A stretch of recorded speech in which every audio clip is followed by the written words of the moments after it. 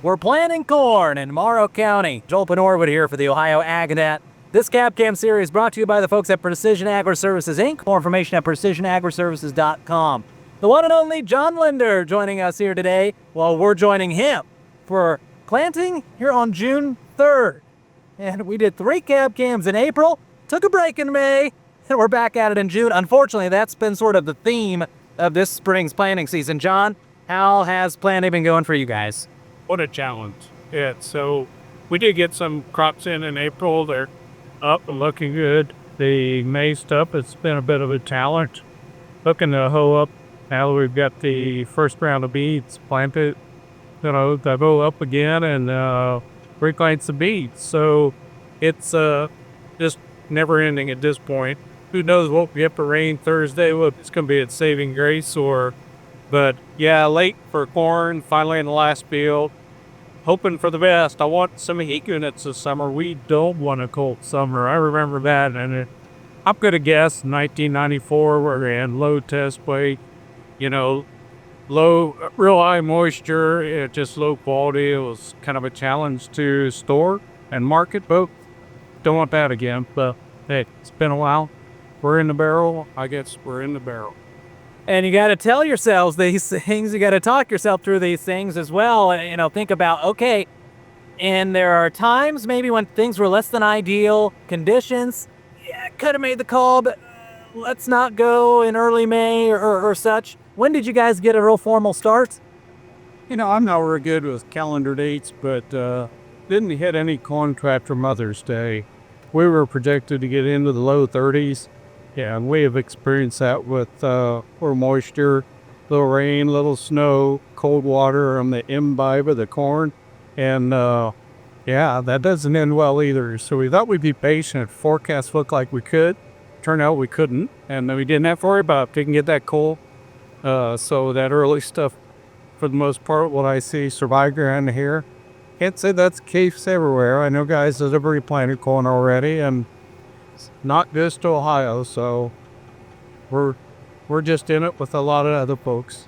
Just in it, but good to get some things into the ground and good to have it. I was talking to some folks and give me your thoughts on this.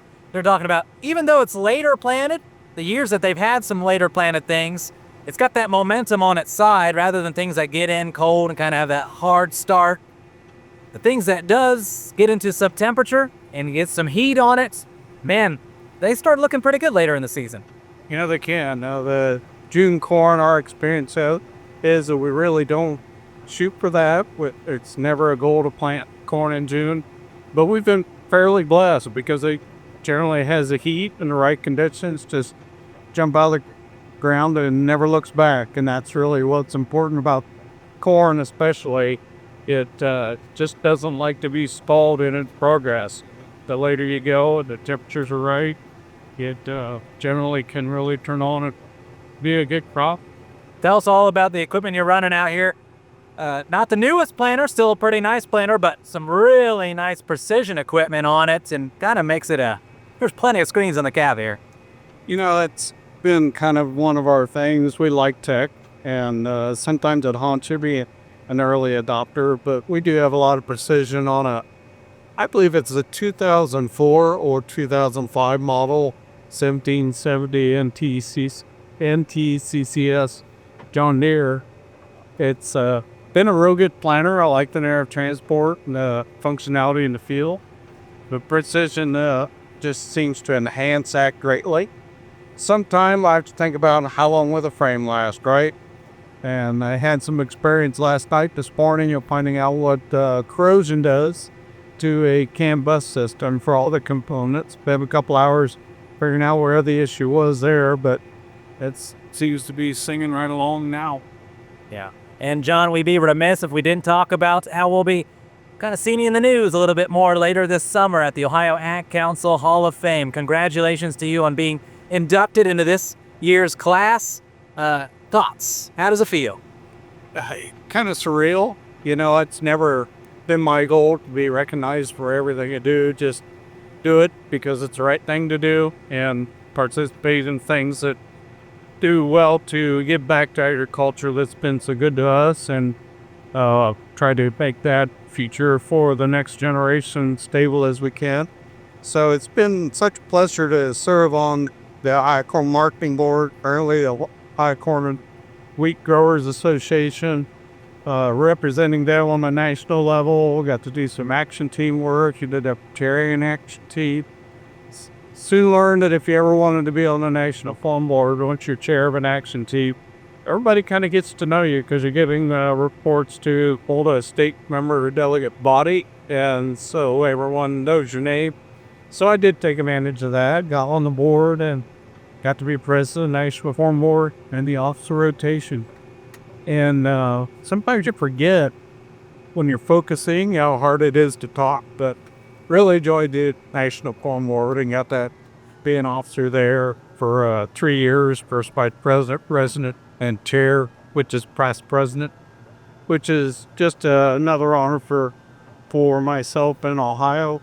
I guess you must focus right to get to do that, although there's several of us from Ohio on the national, so maybe Tad Nipson's got a role in giving us that kind of recognition as well. We're fortunate to have Tad in the pot.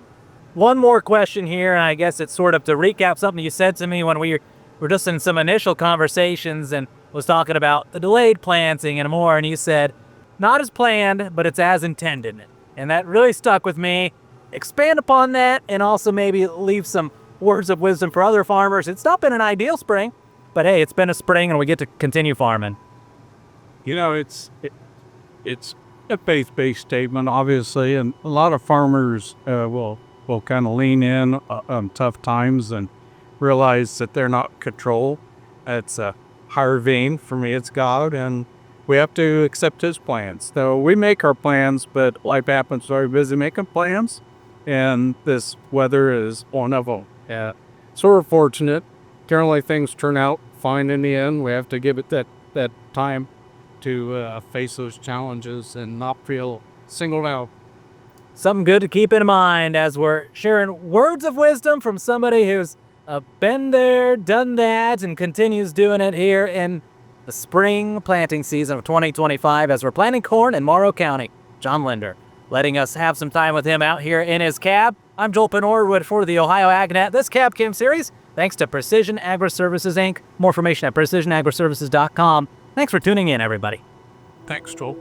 This spring's Cab Cam series is made possible by Precision Agri-Services, Inc. Since 1994, Precision Agri-Services, Inc. has provided the best agronomic, environmental, ag technology, planter services, and planter products to farmers and agribusinesses.